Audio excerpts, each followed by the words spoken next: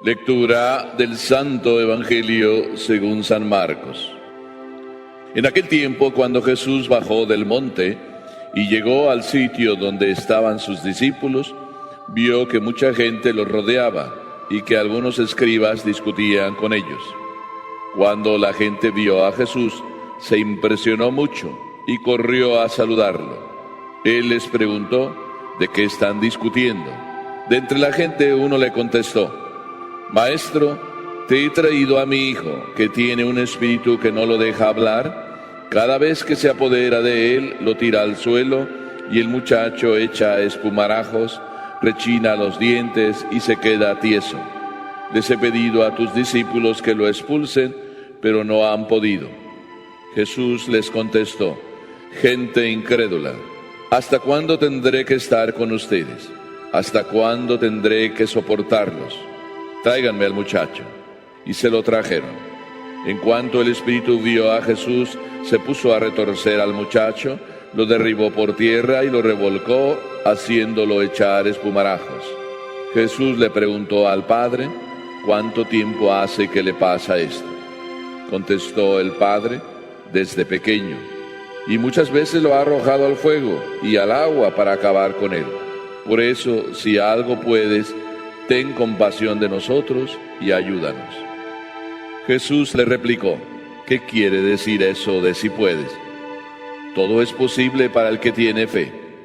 Entonces el padre del muchacho exclamó entre lágrimas: creo, Señor, pero dame tú la fe que me falta. Jesús, al ver que la gente acudía corriendo, reprendió al espíritu inmundo diciéndole: espíritu mudo y sordo, yo te lo mando, sal de él y no vuelvas a entrar en él. Entre gritos y convulsiones violentas salió el espíritu.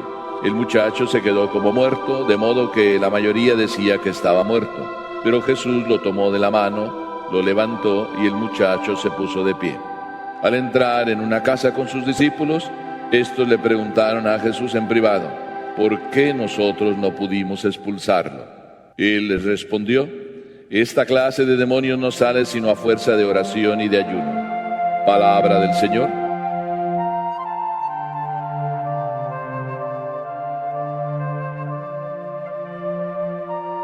Es muy interesante esta historia. No solo interesante porque nos la narra aquí San Marcos con todos los detalles y por tanto estamos como emocionados. Inclusive, pues es una historia que puede ser también hoy que esté pasando, como de hecho muchas veces me cuentan: venga, venga, porque aquí hay un endemoniado. Pero lo más importante no es el endemoniado, lo más importante me parece es el padre de este niño. Y vamos a fijarnos en el padre de este niño. Grandes cosas hay detrás de esta actitud de este padre. Primero, vemos que Jesús baja del monte, y baja del monte con 3 de sus discípulos, con Pedro, Santiago y Juan, a quienes se les acaba de transfigurar en el monte precisamente de la transfiguración. Y los otros discípulos estaban ahí, donde estaba la discusión, donde este señor había venido para que le curaran a su hijo, donde estaban ahí también los fariseos, discutiendo sobre sí y cómo podían curar a este niño. Y no podían curarlo.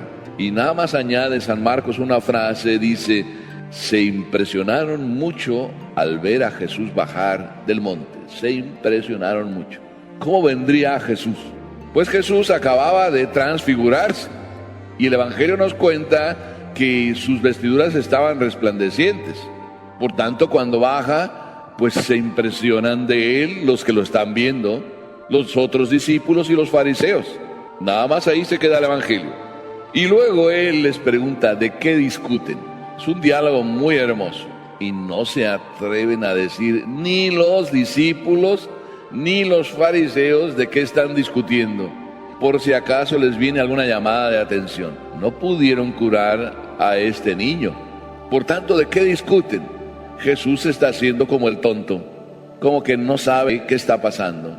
El único que habla es el que tenía que hablar. Habla el papá: Maestro, he traído a mi hijo y no me lo han podido curar. Y el Evangelio dice una frase bien sencilla: si puedes hacer algo, mira que estamos sufriendo mucho. Es el papá que está hablando. Mira que mi hijo tiene un espíritu malo, lo revuelca, lo derriba, lo hace echar espumarajos. Mira que casi lo arroja al agua y lo hace que se ahogue. Mira que casi lo arroja al fuego. Estamos sufriendo mucho. Si puedes hacer algo, qué palabras tan sencillas. Si puedes hacer algo. Nosotros somos a veces al revés. Tenemos una necesidad y no vamos a decirle a Dios si puedes hacer algo. Vamos más bien a decirle, oye, tú tienes que curarme a mi hijo. Si eres verdaderamente Dios, si eres lo que tú y lo que otros dicen que tú eres, tú tienes que curármelo. Si de verdad eres Dios y me amas. Y sin embargo, este sencillo hombre, si algo puedes hacer. Y además dice, ten compasión de nosotros y ayúdanos. Nosotros debemos ir así. Cuando necesitamos algo, debemos acudir a Dios y decirle, si puedes. Pero a veces somos tan machos y tan exigentes que tenemos que decirle a Dios las cosas, eso, mandándole. Cuando yo llegué a los Estados Unidos al poco tiempo, pues ustedes saben, cuando uno llega nuevo, todo el mundo dice, le invito a mi casa, quiere venir a comer, quiere venir a cenar, padre, vamos allá, vamos acá. Todo el mundo me invitaba, así de que tenía que hacerme yo el programa para ir concediéndoles algunas veces esos gustos. Una señora me invitó a su casa y me dijo, pues padre, le invito, acepté. Me dijo, pero yo le tengo que volver a llamar porque el día que usted venga, tengo que decirle cómo. Yo vivo en el campo y para que llegue hasta aquí no es tan fácil.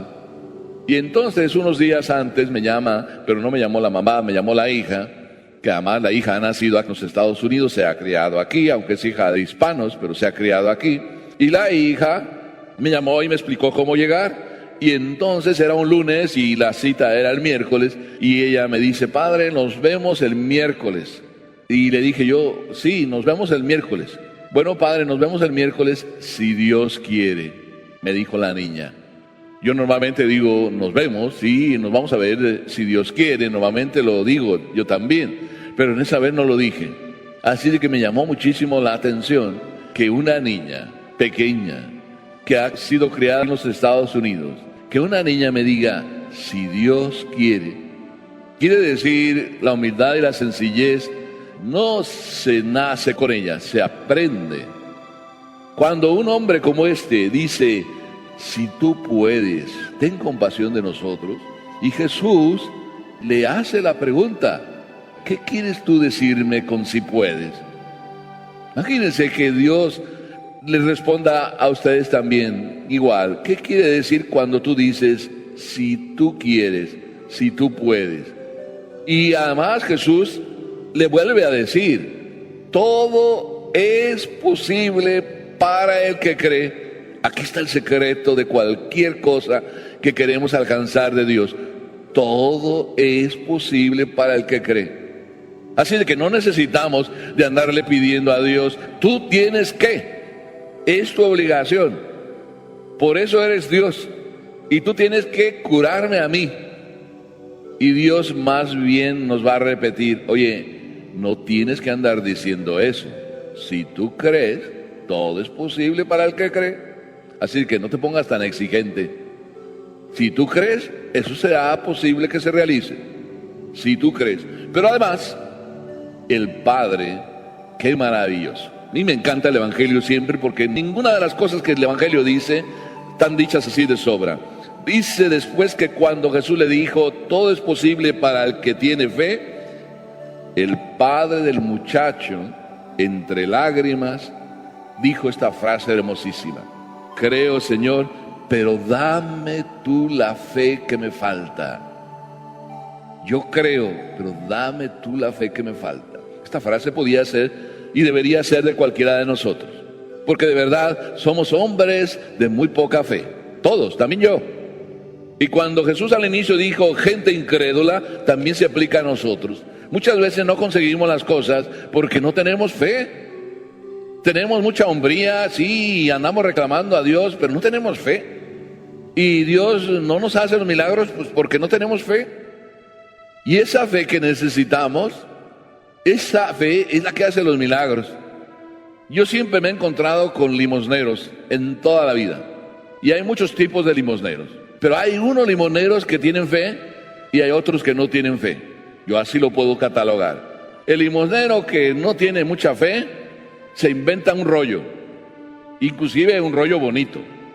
Yo no me he cansado de escuchar esta frase, todavía no me he cansado, que dicen muchos limosneros: una limonita por el amor de Dios, una limonita por el amor de Dios. Me da una limonita por el amor de Dios, una limonita por el amor de Dios. Y de amor de Dios ellos ni tienen nada, porque primero ni a misa van. Están en la iglesia, en la puerta de la iglesia, pero no pisan ni siquiera un tantito de la iglesia. Están ahí en la puerta y te están repitiendo todo el tiempo: una limonita por el amor de Dios, una limonita por el amor de Dios. Encienden la máquina de las limosnitas: una limonita por el amor de Dios, una limonita por el amor de Dios, y el nada más, el que más o menos, no sé, ahí se compadece porque la conciencia le duele, pues le deja ahí algo, una limonita por el amor de Dios.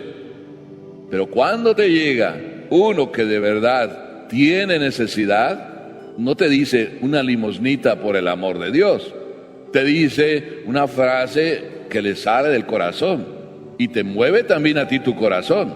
Y ese que te habla con esas palabras es porque tiene fe y porque tiene de verdad necesidad. Y te dice: ¿me podría dar algo para comer?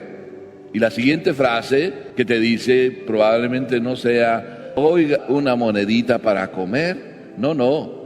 La siguiente frase te dice: si usted pudiera, mire que no he comido en todo el día, no le pido dinero, ¿me puede comprar algo? Y la siguiente frase tampoco es aprendida, te dice: pero oiga, ¿me podría socorrer? Ya llevo mucho sin comer. Y la siguiente frase tampoco es aprendida y te dice: ay, al menos para un trocito de pan, ¿podría darme? Y la siguiente frase, y así te van diciendo las frases. ¿Por qué? Porque salen del corazón. A este señor le salió del corazón decirle a Jesús: creo, Señor, pero dame la fe que me falta. ¿La fe que me falta para qué? Para que de verdad ya no sufra tanto yo y mi esposa. Dame la fe que me falta. ¿Cuántos matrimonios sufren? ¿Cuántas personas sufren? Y a ninguna de ellas se les ocurre decirle a Papá Dios: dame la fe que me falta para que mi vida cambie. Dame la fe que me falta. Después de esto también siguió la lección, porque los discípulos, que todavía estaban cohibidos y timoratos, no se atrevieron a preguntarle a Jesús en público por qué ellos no habían hecho la curación, porque no había sido posible. Y ya cuando estaban ahí en secreto, le preguntaron por qué no pudieron expulsarlo, y Jesús les dio la respuesta. Y la respuesta era: esta clase de demonios no sale sino a fuerza de oración. Te falta fe y también te falta oración muchas veces. Me falta fe y me falta oración. O mejor dicho, a veces no oramos de verdad porque nos falta fe. ¿Cuántos hay que dicen: no hace falta ir a la iglesia, para orar yo puedo orar en cualquier lugar? ¿No es así como dicen? Y si es verdad, tú puedes orar en cualquier lugar, no hace falta ir a la iglesia para orar. Hay algún día que tienes que ir, pero puedes orar desde cualquier lugar. Pero ¿oras de verdad? El mejor lugar es la iglesia, porque es el lugar donde está destinado el encuentro normal con Dios y donde tú encuentras el mejor recogimiento. Pero puedes orar en cualquier lugar, pero ¿y si no tienes fe? Tampoco oras. Por eso, qué hermoso que nosotros volvamos a descubrir que todo es posible para el que tiene fe. Sí, tengámosla, pero para poder tener la fe que necesitamos, habrá que decirle a Jesús y a Papá Dios: dame la fe que me falta. Amén.